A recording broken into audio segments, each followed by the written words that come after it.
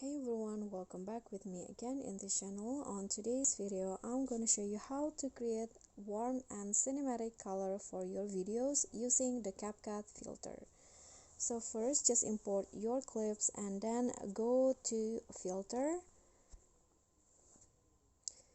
Click on the movies category and select the dispatch filter and set it for 85.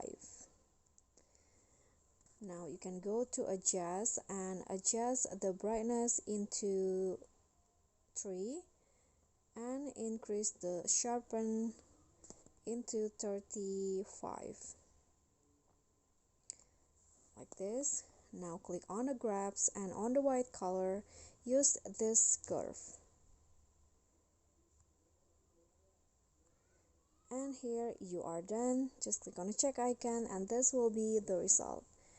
Okay, so that's it from me. If you got any question, feel free to drop them in a comment, and if the video is helpful, remember to click thanks, like and subscribe. I'll catch you all in the following videos. Thank you.